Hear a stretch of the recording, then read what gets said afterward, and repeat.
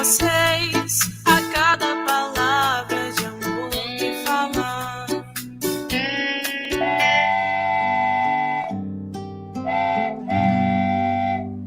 Pai nosso, que estás no céu, santificado seja o vosso nome. Venha a nós o vosso reino, seja feita a vossa vontade, assim na terra como no céu, assim na terra como no céu. O pão nosso de cada dia dai-nos hoje, ó Senhor. Perdoai as nossas dívidas, assim como perdoamos aos nossos devedores. Não deixeis cair em tentação, mas livrai-nos de todo o mal. Não deixeis cair em tentação, mas livrai-nos de todo o mal.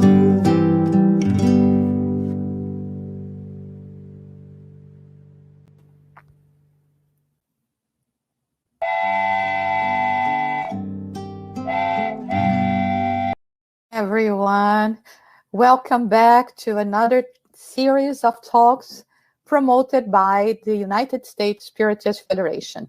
Today we have a very special guest as well. We have Flavio Zanetti that is going to be talking to us about well-being through forgiveness, a Spiritist perspective. But before we introduce Flavio, we always start with our prayers, so we would like to invite you all to join us in thoughts, in hearts, so that we can say our prayer.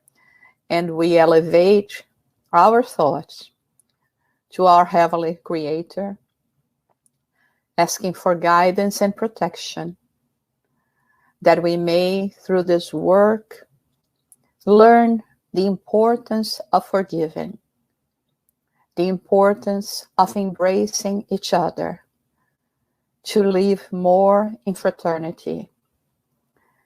We ask for the blessings of the On High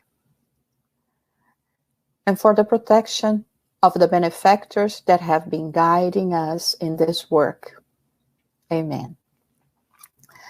Okay, so let's go, Flavio. Hello, Flavio. How are you doing today? I'm well, Jussar. How are you? Good morning, good afternoon, good evening, everyone. Yeah, beautiful day, a sunny day here in New York. Sunny, but, very cold. Very cold. Yes, some snow yesterday. 5 inches. Oh my gosh, Yep. that's Beautiful New England. yeah, New England. That's the case. I think I can see some in your behind here in your Yeah, I window. can see a little Yes. white. You know, the trees are covered in white. So, yep.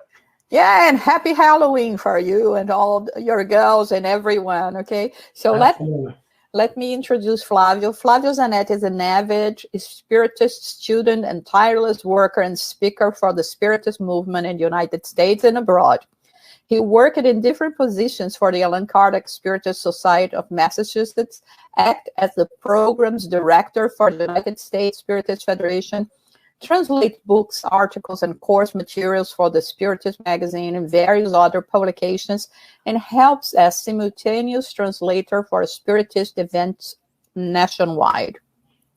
He's the General Secretary for the Spiritist Family Retreat since its inception. He holds 2 Bachelor's Science in Engineering and Arts and Sociology, and a Master's in International Management and Business Operations. Professionally, he is the head of strategy and planning for a multinational telecommunications company. He lives in Boston with his wife and their 2 beautiful 8-year-old twin daughters. Okay, Flavio, now it's with you. Thank you so much for being with us here today, okay? Thank you so much, Sarah, and for the warm welcome. It's a pleasure. It's a joy, a moment of joy to really gather amongst friends here.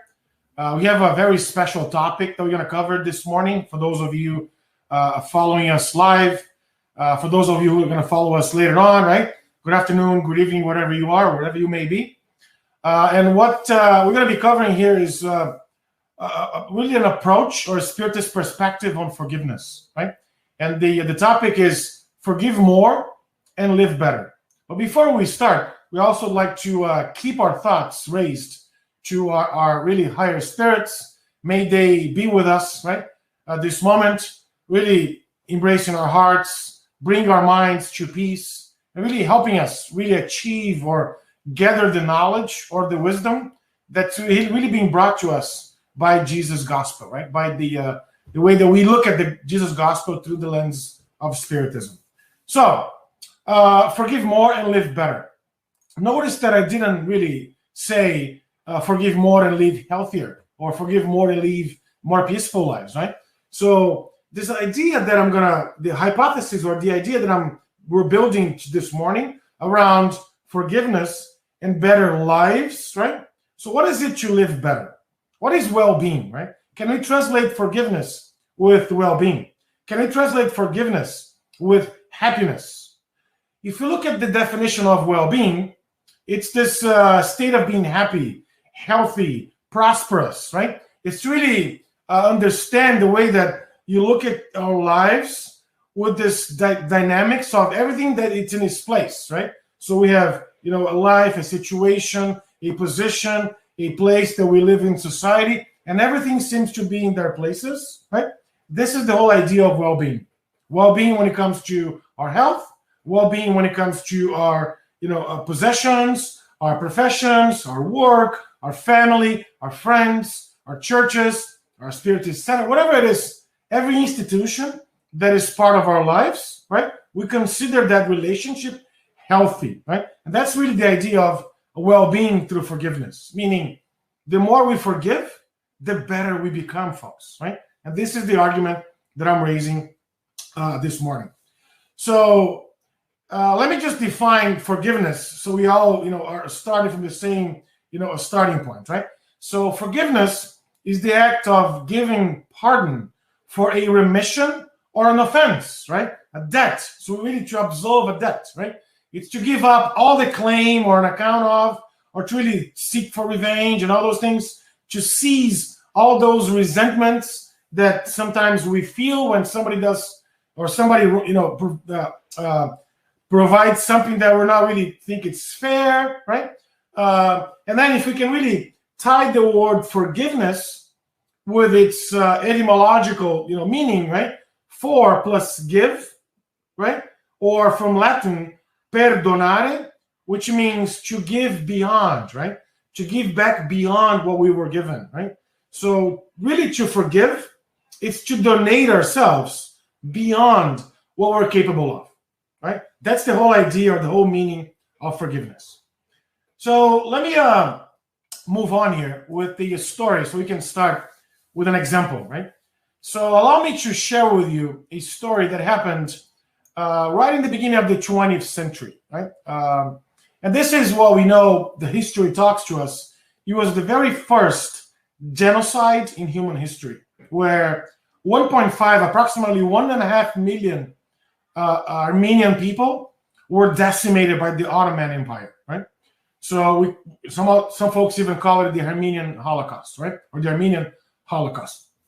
So the story goes somewhere along the lines, there was this captain of the Turkish army who was really trying to conquer different lands, who was really, moving beyond Turkish borders by then and going into Armenia.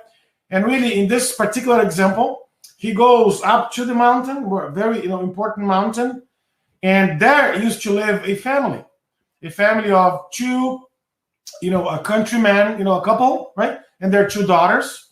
And when this captain really enters that, couple's house, they see that couple who used to be workers from the land, right? Used to be folks that used to really cultivate the land.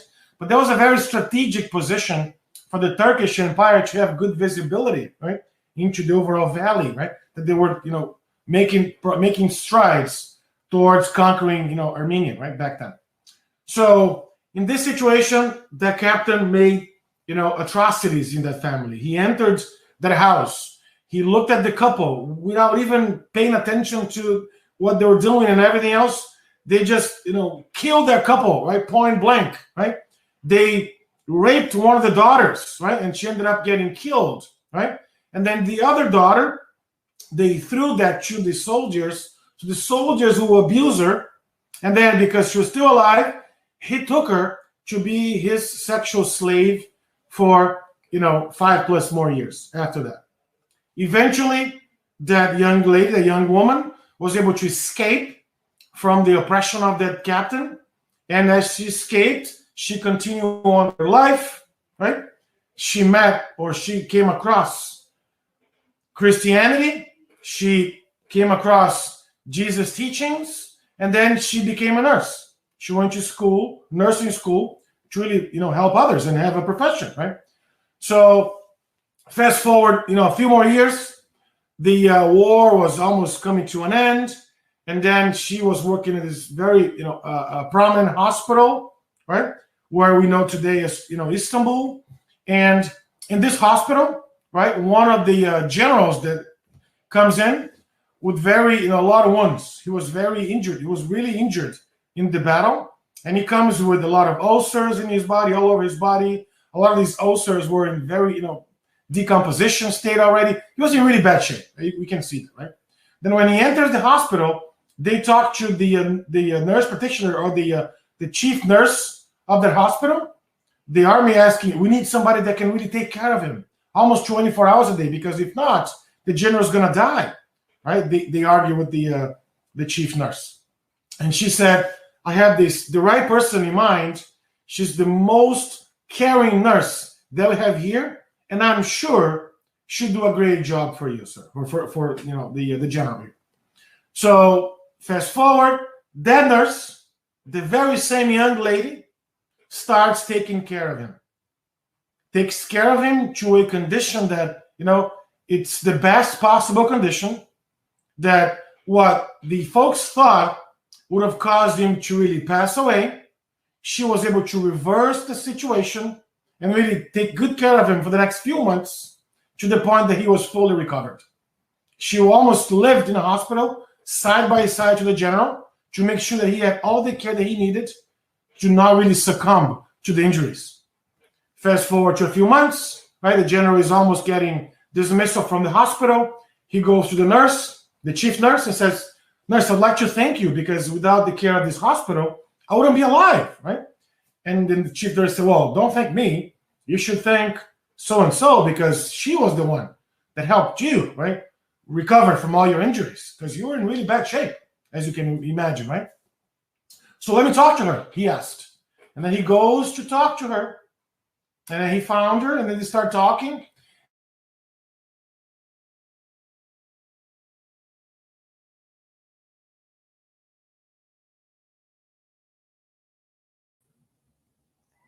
Hey, we lost the sound of Flavio.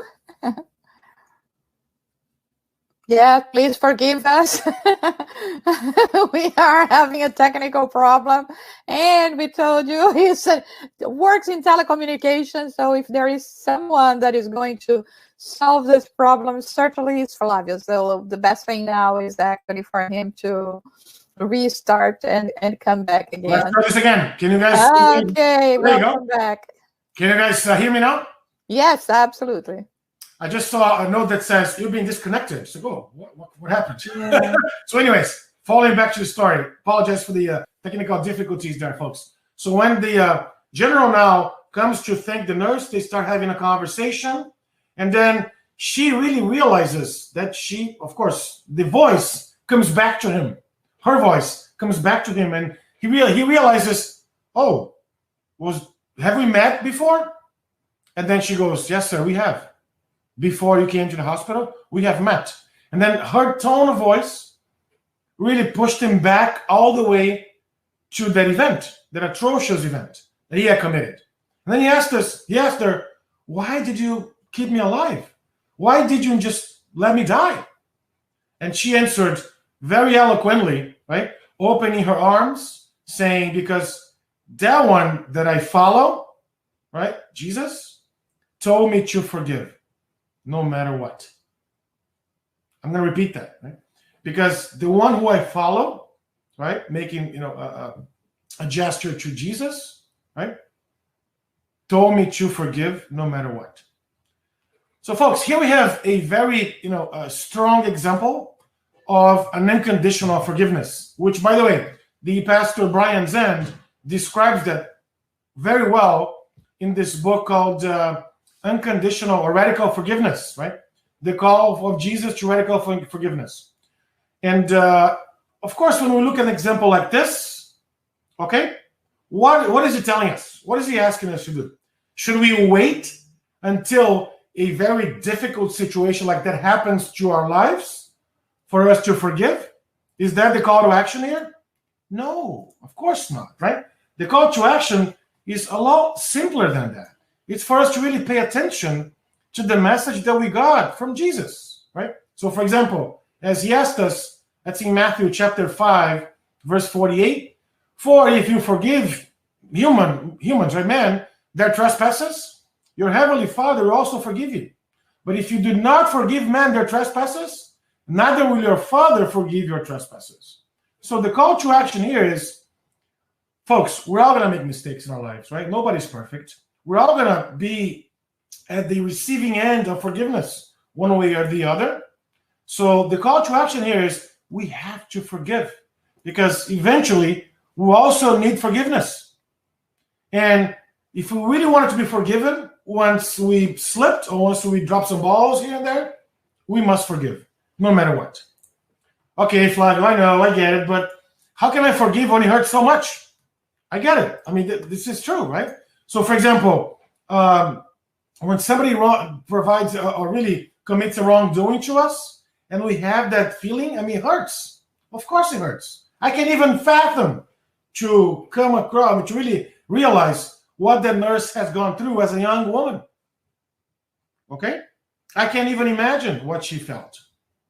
But what I can see and I can learn from the story is that thanks to radical forgiveness, thanks to unconditional forgiveness, she was able to twist her life around. She was really able to position herself into a better place. Because one thing that most people have misconceptions about forgiveness. People think that forgiveness is for the benefit of those who commit wrongdoings. No, folks, that's not the case. When we forgive, the benefit's for us. Why? Because every time we have, revenge or feelings of revenge, of resentment, all those things, we have that toxic blame, right? The resentment that really inflicts emotional damage to ourselves. And it's definitely not okay, right? We continue to be stuck on the pain of the emotions of that situation that doesn't really go away. It stays in our hearts and minds and emotions. It stays there as if we're living. And I believe a lot of folks know this, but I'll share anyways. Forgive me if I'm oversharing here, but every time we remember something, our brains don't know if we're living that or we're just remembering it. So it's as if we're living through that again. And every time we have that sentiment of revenge, of resentment, guess what? It's as if we're living that situation again. Once again, in the example of the nurse, she was able to forgive him and continue with her life. She was always remembering that situation. Note that she did not forget the situation. She was not with that situation really vivid every day, all the time in her head, right? Causing emotion, pain, frustrations, right? And all these things. So when you look at that, and then maybe just a double click on revenge by itself, right? So every time we don't forgive, I think it's important to mention the opposite of it. So when we don't forgive, the right opposite of that is we seek revenge. And every time we seek revenge, why does that happen? Why is it even part of the cycle? So this author here, Dr. Brian Adams, he argues that everybody feels a slight, minimum, feeling of revenge when something does something back to us. How come so-and-so did this to me? How come she was, how come? So we have this question because we understand, here's the checklist that he argues from this book, because the person understands that some harm or hurt was inflicted. In the case of the nurse, he killed my parents. He killed my sister. He raped me. Yes, he did that, amongst a lot of other things. But at the end of the day, right, most people that are still stuck in revenge, they conclude that, of course, it was caused by somebody else, and that they believe, or we believe, that the harm was not just. How could he do that to me? I'm such a nice guy. How could he do that to her? She was such a nice woman and all that. And finally, that person feels the desire to retaliate, meaning to seek revenge. So these cycles are common, folks. They are going to happen. The key here is to understand the cycles, the steps, and intervene or interject before the desire to retaliate translates itself into actions of retaliation. Because let's go back, right? Let's go back to what we learned from the gospel. Blessed are the merciful, for they shall obtain mercy. So if we don't offer mercy, if we don't offer indulgence, if we don't offer that what Jesus told us to do, we're not following him. We're not being truly Christians or Spiritists or Christ followers if we don't really act in the way that he asked us to act. So, for example, in this situation, a little more color to the scriptures or the text. In this passage, Matthew explains some situations where disciples were dealing with wrongdoings in the church. People were making the church, not this place of gathering for folks to learn more about the gospel, the teachings. No, they were making the church. They were selling things in the church. They were doing all sorts of things that were against what Jesus asked them to do. So Matthew was, come on, we can't do this, right?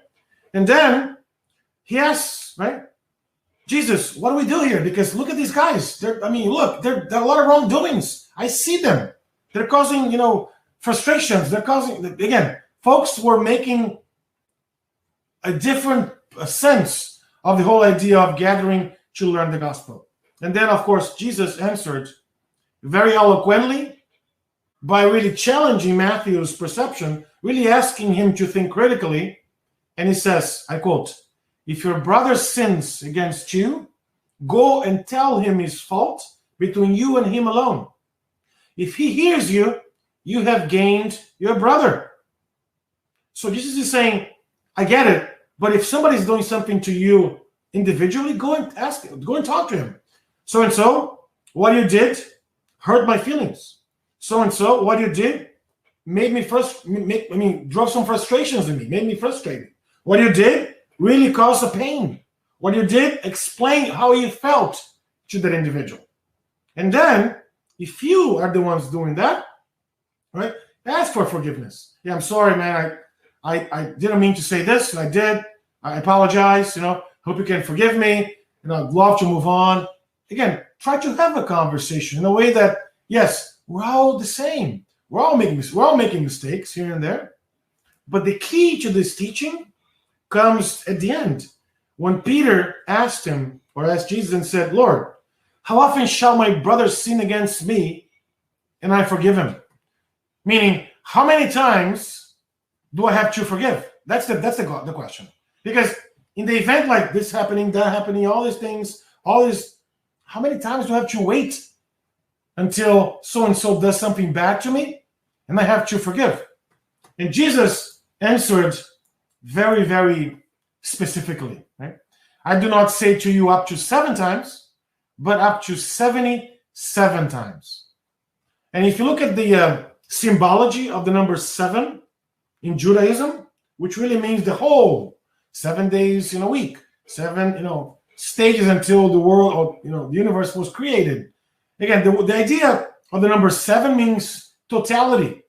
And then Jesus go even beyond to say, you know what? Even beyond totality, we have to forgive. In the example of the nurse, that we absolutely have to forgive. That's the call to action, right? That's what he's asking us, folks. You have to forgive because we're all together on this. If you expect somebody to forgive you later, if you expect we got to do our part now because we're all in this together. That's the message behind the scriptures here. So I get it, Flavio. I get it. Forgiveness, but it's what's the difference between forgive and forget? How do we tell the difference between forgive and forget? Let's go back to the nurse again. Example. Does anyone here think that she's going to forget that situation? No, it's impossible to forget. Correct? It's impossible, right? That's why forgiveness and forgetfulness are two separate things. When we forget small things. We forget sometimes our keys at the countertop. We forget to buy coffee from the grocery store. We forget, that's simple. But when something that harsh happens to us, it's impossible to forget. That's why science tells us right now that's biologically impossible to forget. So don't try to forget things that happen to you because it just doesn't happen. For example, if you are a worker and then one of your colleagues sleeps in the job and the machine just cuts one of your fingers or one of your arms, are you going to forget that? No, you're never going to forget that. But it's possible for you to forgive that individual. For whatever reason, it's possible to forgive. Exactly why or how the nurse did.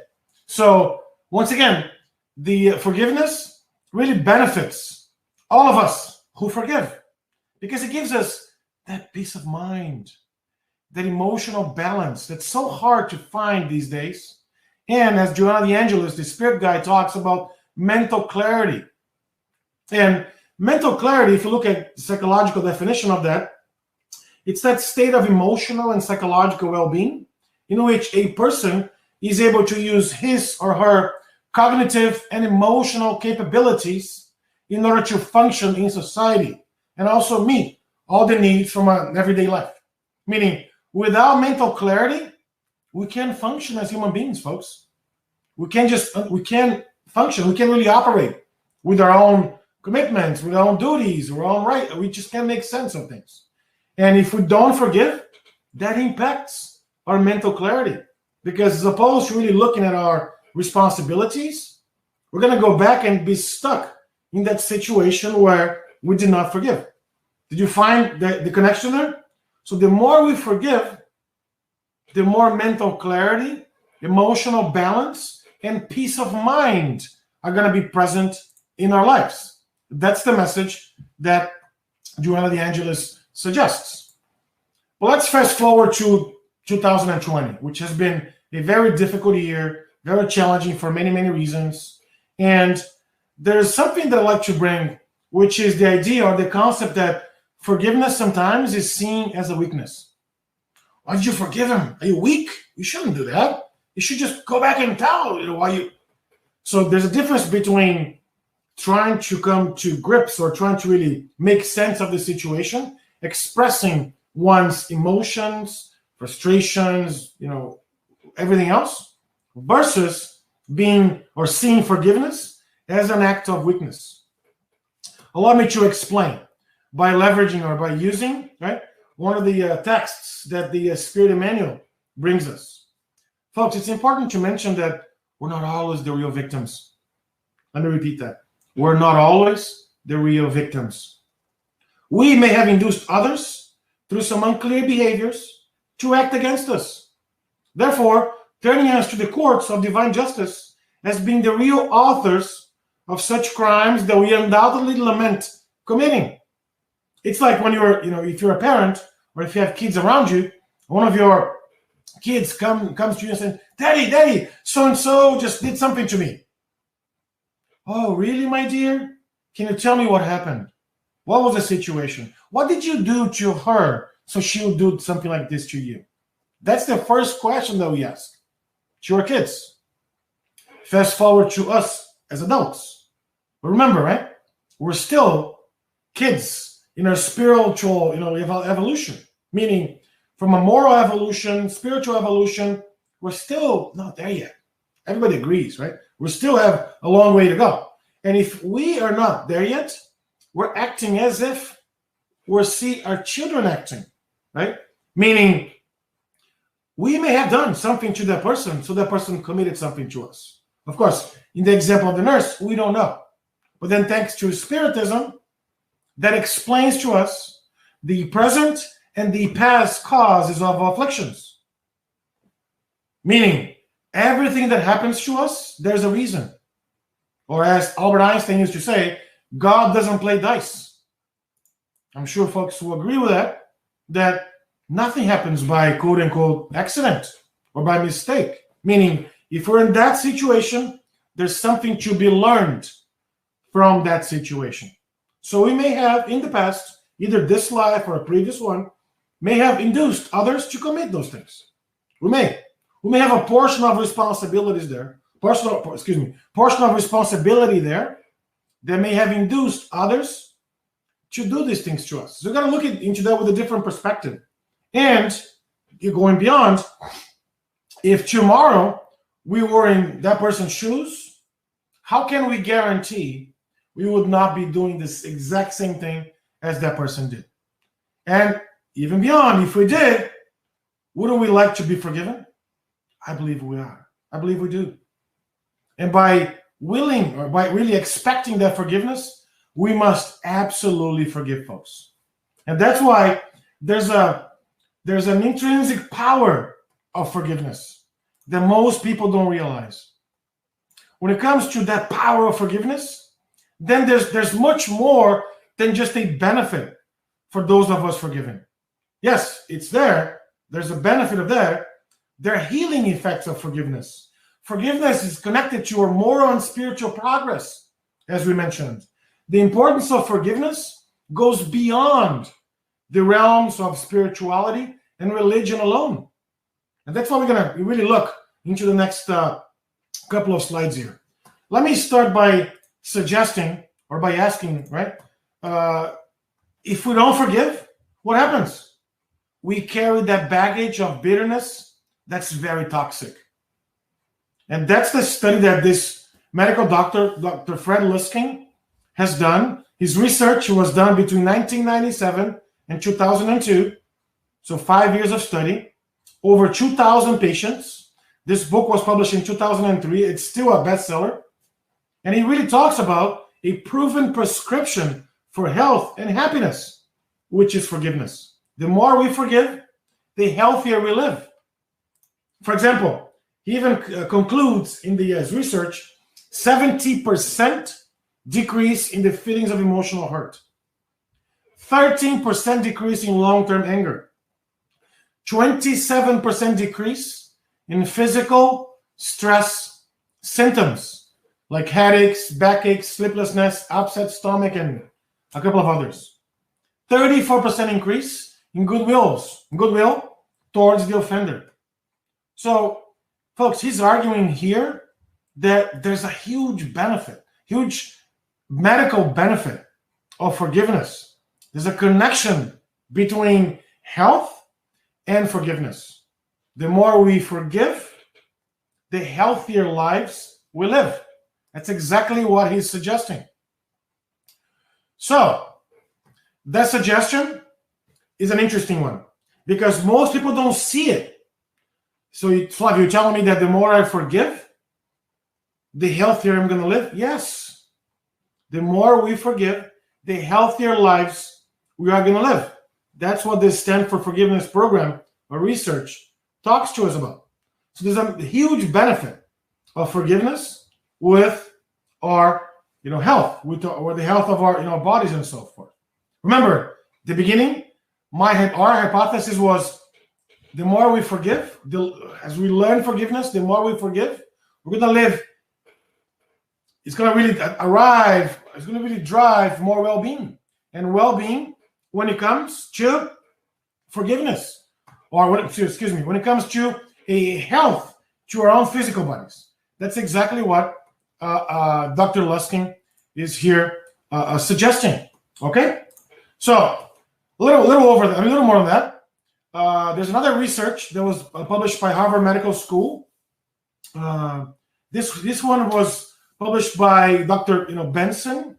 And it's a very interesting one because he uses the opposite component of Dr. Luskin, meaning he studies resentment, which is the opposite of forgiveness. The more we feel the resentment and hatred, look at that. It's really associated with many cardiovascular problems.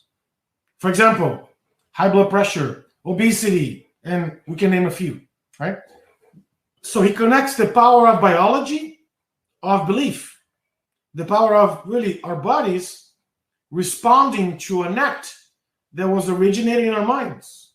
And he really suggests that there's healing through forgiveness. Because as forgiveness reduces anger and stress, remember, 60 to 90% of our physician visits are stress-related ones. Meaning, if we can reduce that, imagine 60 to 90%, folks. More than half, at least more than half of our doctor visits happen because of stress, because of anger, because of these imbalances that came from us not forgiving others. This is the study that Dr. Benson really put together. He was he actually founded a program at Harvard Medical School in partnership with the Massachusetts General Hospital called the Mind-Body Institute, or the Body-Mind Institute, one of the two. The Body-Mind Institute that really talks about like integral medicine, how our actions or emotions are really connected with our well-being and everything, right? So this book was written a few years ago, but it's the same message that we learned from Spiritism, who has been with us for over 160 years. So interesting, component there that we learned this through Spiritism. We've been learning this through Spiritism, and to a large extent after Jesus' message, but we still don't pay attention to it. We still don't allow forgiveness to enter our lives. We still don't open the doors of forgiveness so we can come out of the situation better. So I invite all of you, all of us, to look at forgiveness with a different perspective, with a different mindset. A mindset that, yes, we are going to benefit. With the mindset that says, yes, we're going to be the benefactors, right? The beneficiaries, rather, of forgiving others. But it's important that we do that no matter what happens to us. In the smallest things or littlest things, all the way up to the biggest things, like in the situation of the Armenian nurse. And my invitation for us to look at forgiveness with this different approach, I'd like to bring another story that I think it's a very interesting one. I have shared this before in other talks and seminars. I've had the pleasure to meet Mr. Cotton in person. And the story goes some way along the lines. Mr. Cotton was a young black man living in the South in Burlington, North Carolina. And he was coming back. He was a baker. He was coming back from his third graveyard shift. He used to work from 11 to 5.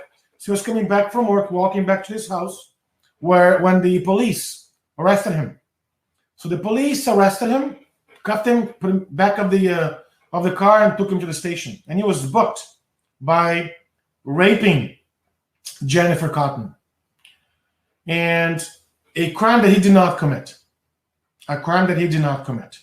So he was sent to jail, right, for a crime that he did not commit. Let's put ourselves in Ron Cotton's shoes. You're coming back home. You're a law-abiding citizen. You have your work. You have your family. You're coming back home to rest. You get arrested for something that it's totally unknown to you. Okay? So fast forward to the trial. He's sentenced to life in prison. This is back in 1984, folks. We still see a lot of these situations happening in 2020. But this one in particular happened in 1984. I'd love to bring this to your attention. He sent to life in prison. He starts serving his sentence, and his father, who was a pastor in the local ministry, visits him every week, visits him and talks to him and all that. And then Ronald, trying to really make sense of the situation, still very unreal or surreal to him, almost like a nightmare. He's trying to make sense of the situation. And then he starts to get more, interested in this overall process, how he was incriminated, understands how this, criminal justice system works and all that. And then, in the midst of all that, he sees the person, the perpetrator, that had committed the rape. He was in jail for a different crime. And that person makes fun of Ronald. It's like, yeah, you're a loser. You're there because of me, right? Making fun of Ronald's situation. Ronald, of course, gets really aggravated. And the first sentiment is, I got to retaliate. I got to kill this guy because I'm not going to leave prison, for the rest of my life. And he's there for a petty crime as opposed to for the rape that he committed. Ronald talks to other inmates and ends up buying a shank or a knife, as it's called in prison slang. So he bought a shank, and then he asks his father to come talk to him. His father comes talk to him and says, Ronald, what's going on? How you doing? I feel a little distress in the way you look. He says, Father, I found the perpetrator who really raped Jennifer, and I'm going to kill him. I'm going to kill that bastard. Right? He uses expletive words there. And his father goes, no, don't do that. Don't do it because I don't understand the situation, but God must have a plan for this criminal injustice. Notice the words that his father pronounced. God must have a plan for this criminal injustice. And tries to really bring some sense to Ronald's mind to the point that he goes, you know what? I'm not a criminal. I didn't rape Jennifer. The only way out here is through the courts. It's through asking for a new trial. So he goes, asks for a new trial, appeals the conviction. He then gets a new trial. He goes to a new trial, and there's a lot of weird things happening. The police falsify some documents, and again, a lot of issues happen in the trial, as opposed to him being freed from a crime he did not commit. He gets the death penalty.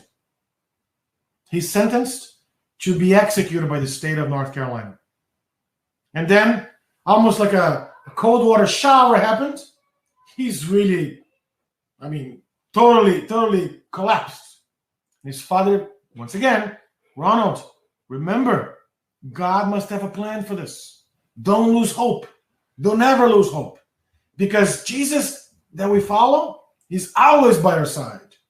Jesus, as we know him, is here with us. He wants you to live a law-abiding life. He wants you to forgive. He wants you, and it keeps giving almost like a sermon to his son in prison, waiting to be executed.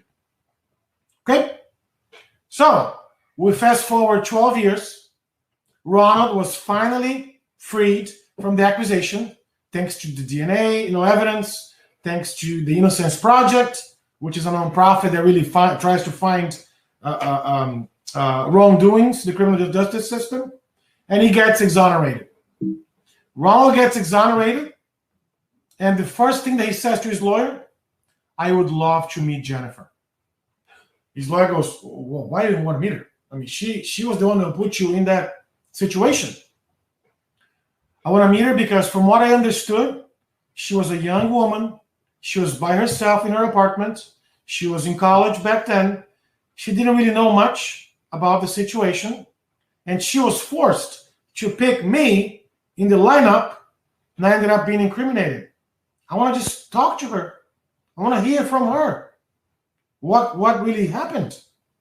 Because I've only heard from the courts, not from the person that all that pain. I can imagine the pain that she suffered when that happened.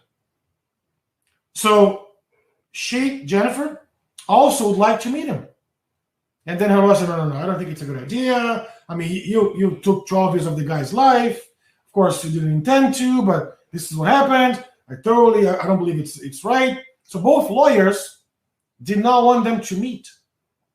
Both lawyers said, no, that's not a good idea. But they say, you know what? I respect your wish. So they really scheduled for that meeting. And in that meeting, they met in a neutral place. And when they saw each other, a compulsive emotion starts to fill both of them up, that they really couldn't contain themselves. And they just went and hugged each other. And they hugged each other, folks, for 21 minutes. They hugged each other for 21 minutes. When was the last time you hugged someone for 21 seconds? When was the last time we hugged someone for 21 seconds? They hugged each other for 21 minutes, and tears start to drop, emotions, and they start to really make sense of the situation. Ronald forgave her. She had no idea what she was doing. Of course, she went through a lot of difficulties. And if we fast forward to today, look where they are. Look where they are today. They've become best friends. Ronald godfathered Jennifer's third kid. She had married before. She used to be called Jennifer Thompson. She's now called Jennifer Thompson Canino. Ronald is the godfather of her third child. They've become very good friends. They live about 40 minutes from each other in North Carolina. And they go all over the world talking against death penalties or against death penalty. If you look at them at 60 Minutes, this is the book that they tell their story. It's going to become a movie now. They're shooting a movie, I believe, this year, next year. And they go all over the world really talking about the implications of death penalty and how that affects us. So when you look at that, I bring Ronald's father's quote once again. God must have a plan for this criminal injustice. We don't know, folks, the realities or the intricacies of our lives. We don't know. We don't know. What we know is what Jesus has asked us to do, which is this unconditional, constant, and indistinct forgiveness, which is really the responsible for our mental health and mental balance. And if I can fast forward even a little more, we learned through Spiritism that forgiveness is the best vaccine. It's the best peace formula. It really generates the greatest benefit for all of us. And then, of course, the argument or the thesis, or I should say, the idea here is that the more we forgive others, we will live a more balanced, healthier, and happier life. I'll repeat that. The more we forgive others, we will live a more balanced, healthier, and happier lives. I hope this has been helpful for us to really remove the idea of forgiveness and really a call to action for us to look at forgiveness not just as a weak sentiment, no, not just as, hey, I'm going to forgive because I have no option. Yes, we have a lot of options. We have free will, but thanks to Spiritism, thanks to science, thanks to all this study, all the research that these folks that I've shared here before have done before us, we have better ideas of the benefits of forgiveness and how much that contributes to our overall well-being. Thank you, folks, for your attention. I think we have some time for some Q&A. Back to you, Jusara. Thank you so much, Flavio. That's what's really a lot of food for thought. I think this is a struggle that we have in terms of, learning about the importance of forgiveness, understanding how much this can impact us. And it is important as well that you brought not only the perspective of from a spiritual perspective, right? You didn't only mention that, but the scientific perspective, because as we know, many people do not pay that much attention to spiritual things, but at least we have to pay attention to science, and science is showing that. And I mean, the well-being the emotional balance, psychological balance. And so if only for that, we should already start thinking about contemplating, reviewing our emotions and see what we have bottled down, because I think there are many things that we have here that we are not paying attention to, and we should. But yes, thank you so much. Let's go. We have for the questions now. We have a few questions. The first one: how can we? Oh, sorry. How can we conciliate God's justice with the human being's justice? So they're separate things, but they're connected. Meaning divine. I call divine justice and human justice. Human justice is a mirror or an interpretation of divine justice. Human justice only looks at the situation with our own physical eyes. Divine justice looks at that situation with broader eyes, with implications from this life, from previous lives, and so forth. That's why I suggested or argued on the talk that we're not always the real victims. Sometimes we have done even worse for that individual. So you got to really think about that. That really conciliates or really connects the current or the present and the past causes of affliction. So it's really important to differentiate that. Of course, divine justice sees much, much broader, and human justice, right, or physical justice only sees the actions themselves. Yes, thank you. We have lots of people following this talk today. We have our friend Stephen from Ireland, the Emerald Island, and also people following us from Brazil in Dayatuba. Thank you, welcome. Okay, next question. Not even the spirit world or God forgets our misdeeds, do they? We hear God forgives us and forgets our sins a lot, but... Thank you, Justin, for the question. As we learn from Spiritism, God doesn't have to forget things, right? Because God is the supreme intelligence of the universe. God knows everything. God knows, again, supreme intelligence. So the idea that, oh, God's going to forgive you, right? It's a very small idea. We're diminishing the overall power of God. That's my interpretation of this. But what's important to me is that we are going to be accountable for our actions, no matter what. And our conscience is going to call us, hey, Flavio, you actually, dropped the ball here. You actually, betrayed somebody else there.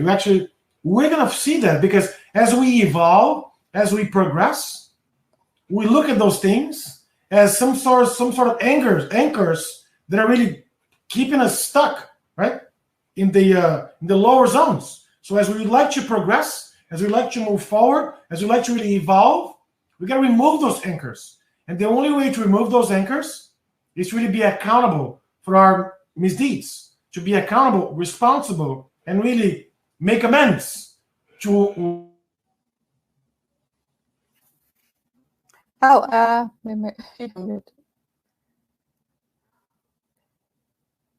Okay, there is just a minute. He's going to come back. Thank you, everyone. Raquel and Maria that is following us. And we're back. Yeah, you know what? It's Halloween. That's the treat for me. It's the treat. I don't know what's going on. Yeah. I'm just getting disconnected. Anyways, so I hope you got the part of the answer. What I wanted to wrap this up with was, as we become more accountable for our actions, right, we are going to be the ones really critiquing or really holding ourselves accountable for those things, really driving us to forgive more, to really drive amends, and really bring those folks that we've betrayed, we've dropped the balls, we've really disappointed in the past, so that we can really progress together in a way that we don't become their obsessors in a future life. We see so many obsessors that they lingered through incarnations and incarnations without forgiving, without letting go of a situation. And guess what? The very same situation could be or could have been caused by them themselves. So the once we open really the spectrum of our view, of our understanding of the situation, our idea of forgiveness changes. our really concept of forgiveness changes. In a way, it's not a sign of weakness. It's not that I'm going to forget this. No, it's going to be part of my life. But I decided to forgive. I decided to move on. I decided to say, you know what? I'm not going to hold grudges. I'm not going to have resentment. I'm going to suffer because we're all humans. We all suffer after something does something bad to us. But I will move on. And thanks to Spiritism that opened my mind, I have the tools now to move on. I have the capabilities within me now, aligning with God, with Jesus' gospel, with God's teaching, that will make me a better person if I forgive. Great. Another question. As a question from Glaucio, as a spiritist, how to avoid feeling vindicated by thinking that someone who hurt us in this life will suffer consequences in a future life? Wow, that's a great question. Thank you, Glaucio, for So the way I look at this is, when somebody does something bad to us, okay, that person, inflicted pain. That person inflicted, pain or suffering. It happened, okay? And that person has to really abide or really go through the consequences of resentment, of forgiveness, of really moving on. In the same way that we have when we do these things. So everybody's going to suffer the consequences of their actions. We're not going to, there's no shortcuts, folks. There's no magic pill. There's no shortcut. There's no one literature that's going to know. We're all going to be held accountable for the things that we do. But that consequence or that accountability happens according to the level of our spiritual knowledge. The more we know, and we're still making these basic mistakes, the more accountable we are. That's the difference between going back to divine justice versus human justice. Divine justice sees that in every angle. I'll give a very practical or pragmatic example. If we're born in a very, a balanced life, family, both of our parents are there, we have access to education, to love, to care, a roof, food.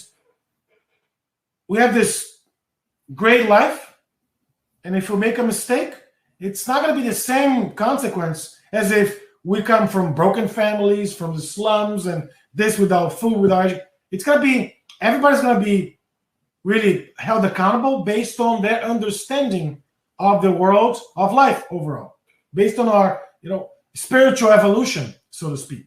So in this situation, nobody's going to really remove themselves from really following the consequences. I hope that answers the question, Gloucester. If not, forgive me, please. That's how I understood, at least. Oh, no, this one we did already. There's another. Conciliate God's divine justice. Yep.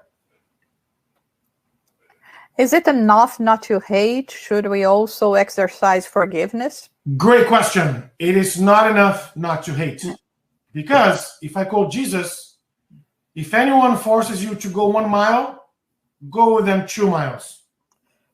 Jesus' message asks us to go beyond, folks.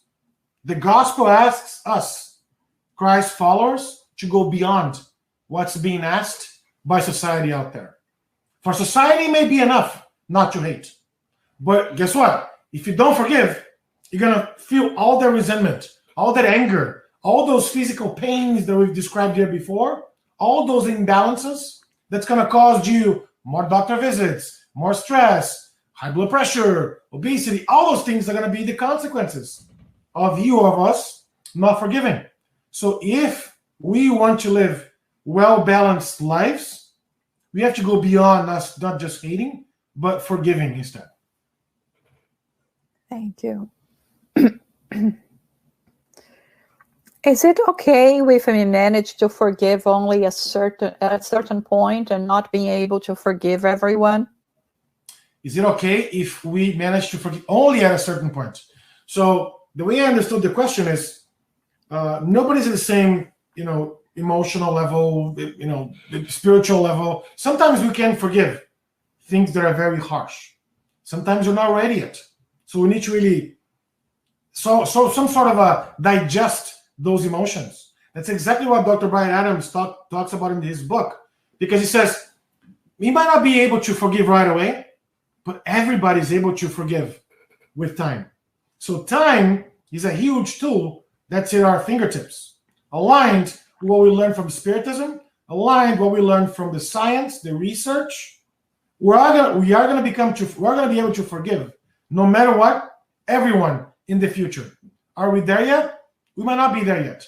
But we can't just say, I'm not there, I can't forgive. No, I'm not there yet. I have to do my part. I have to continue really working myself, bettering myself, augmenting my knowledge, access to readings, access to knowledge, to wisdom, so that I can really put myself in a better place, that I'll be able to forgive everyone all the time, instinctively. Remember what they said about Jesus, right? Jesus asks us that forgiveness has to be unconditional, constant, and in instinct, meaning there's no distinctions, there's no conditions, and it happens every step of the way. Are we there yet? Not yet, but with Jesus' knowledge, we will be there. I'm confident that if we follow his footsteps, we will get there sooner rather than later, folks. I truly believe that. Great. I don't know if you have another one. How can we reach this stage of forgiveness? We hear cases of several incarnations of a spirit without forgiving the other. Yeah, I think we touched that a little bit on my previous answer, that we mentioned there's spirits that linger incarnations without being able to forgive an action that somebody did to them in a previous life. Exactly, right? So what I meant by that was, folks, we gotta look for forgiveness with different eyes. We have to understand forgiveness and then really distribute that message to everyone around us, that it's impossible to be happy, to live healthier lives without forgiveness. Even more so when I look at that from the spiritual lens of obsessions. And we've seen them in mediumship meetings where spirits are lingering for many, many incarnations because they have not learned the power of forgiveness from that, first incarnation. Some of them still haven't learned, as of today, the power of forgiveness. And they could have been good, being a decent human beings, decent incarnate spirits, but they just missed the whole concept of forgiveness. Because as we also learned through Spiritism, the scriptures and Jesus' teachings have been modified through time, and the whole idea of forgiveness, some sort of gotten lost. That's why I like, the Pastor Brian Zen so much, because he talks about the most important message that Jesus had left us, even more so that his last words at the cross were, God, forgive, Lord or Father, forgive them, for they don't know what they're doing. He's being killed. He's being crucified. And he asked our heavenly creator to forgive everybody because they don't know what they're doing. That's the most important message from the gospel. And as we follow Jesus' teachings, folks, we got to get this. This is important. This is pivotal for our own success. This is pivotal for our own happiness. This is fundamentally important to our own well-being. That's the message of today's talk, right? Yeah. Thank you so much, Flavio. I think that was our last question. It was a beautiful talk, very enlightening, inspiring. And it's beautiful also to see your window and see the snow falling behind you. Yeah, yes. There's yes. And we can see the snow falling, the first snow of the year. So next week, stay tuned as well with us. We will have our dear friend John Santos talking to us, and he's going to talk about God and universal cosmic fluid. It's going to be a talk not to be missed as well, okay? And for us to end our presentation today, our talk, once again, we want to thank you, Flavio, for being with us and for talking for having chosen this important topic for us today. And we would like to invite you to do our final prayer. Thank you, everyone, for joining us every Saturday. We will continue doing that, and it's been very enlightening and very helpful for all of us. So I'll see you next week, Flavio. Thank you. So thank you, folks, once again for the opportunity. Let us be thankful now to our Heavenly Mother and Father God, the Creator of the universe. And by doing so, we'd like to gather and unite our thoughts and minds and hearts in a prayer. Dear God, we're here gathered in Thy name, trying to get a little more knowledge, a little bit more teachings, so we can be better human beings towards others, towards those who come in contact with us. And most importantly, to those that have really provided some wrongdoings to our lives. We understand we're not perfect. We understand we have so much to learn, so much to progress. But we ask all the benefactor spirits, all of our guardian angels, Jesus, our professor, our model and guide, to stay with us, giving us all the love that we need, enlightening our minds, embracing our hearts, giving us the peace, the wisdom, the knowledge that we need to keep going with our lives. We live through such difficult moments, but we should not forget that everything happens for a reason and that you are at the helm, our dear Lord. So we ask you once again to stay with us now and forever. So be it. Thank you.